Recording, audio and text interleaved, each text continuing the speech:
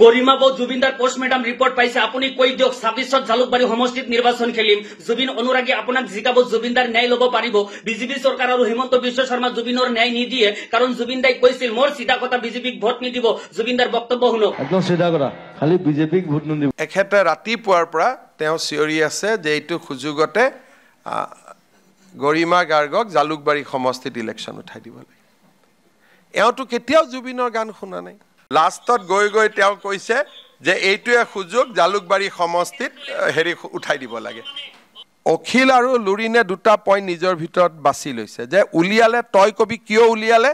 আৰু নুলিয়ালে তই কবি কিয় নুলিয়ালে বুলি আৰু অসমত সমস্যা কি হৈছে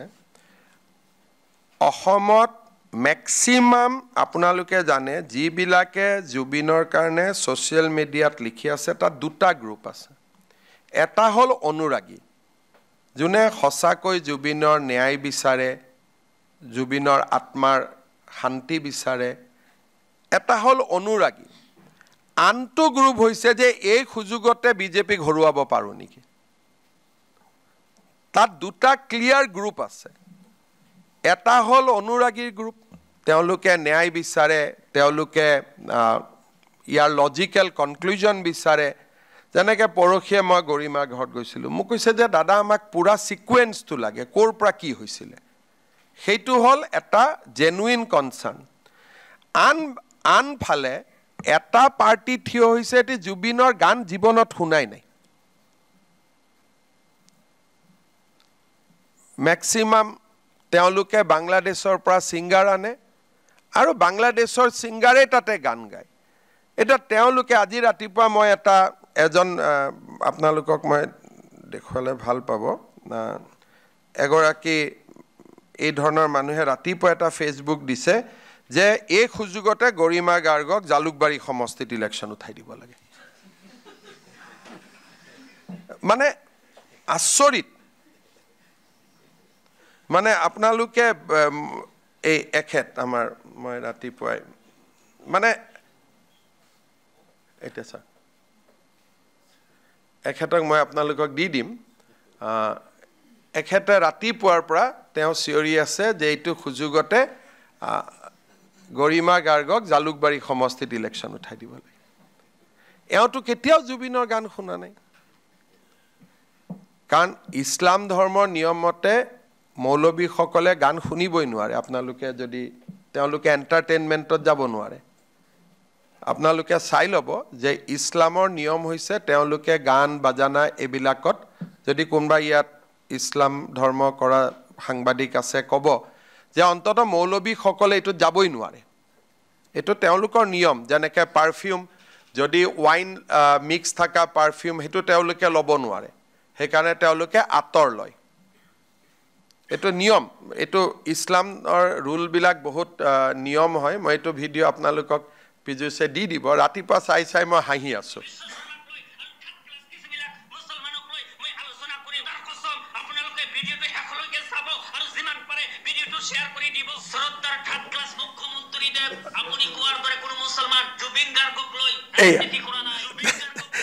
তেওঁক আপুনি এতিয়া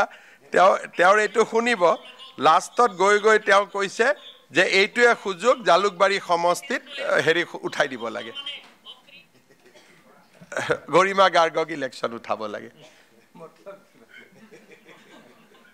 তো এইটো কি পৰ্যায়ত গৈছে আপোনালোকে এটা বুজি পাব পাৰে সেইকাৰণে মই ভাবোঁ যে Zubeen deserve best of the respect কালি এতিয়া কোনোবাই কৈছে এজনে কৈছে চব মুকলি কৰি দিয়ক একো লুকাই নাৰাখিব আৰু এজনে কৈছে এইটো কেনেকৈ ওলালে অখিল আৰু লুৰিনে দুটা পইণ্ট নিজৰ ভিতৰত বাছি লৈছে যে উলিয়ালে তই কবি কিয় উলিয়ালে আৰু নুলিয়ালে তই কবি কিয় নুলিয়ালে বুলি এতিয়া এজনে কৈছে যে CIDয়ে ইনকুৱাৰী কৰি দিওঁতে ভিডিঅ' লিংক কৰি দিব লাগে যাতে মানুহে শুনি থাকিব পাৰে মানে পৰামৰ্শ আহিছে তাৰপিছত চবেই জানে যে পোষ্টমৰ্টেম ৰিপৰ্টটো চৰকাৰে ৰিলিজ কৰিব নোৱাৰে কোৰ্টক দিব কোৰ্টৰ পৰা কোনোবাই চাৰ্টিফাইড কপি লৈ ল'ব পাৰে ইট ইজ এ ৰুল লুকাব খুজিছে আকৌ যেতিয়া গ্ৰাউণ্ড অফ এৰেষ্ট যিটো আমি দিবই লাগিব, এইটো হ'ল আইনৰ ধাৰা যে যেতিয়া এজন মানুহক গ্ৰেপ্তাৰ কৰা হয়, গ্ৰেপ্তাৰৰ কাৰণখিনি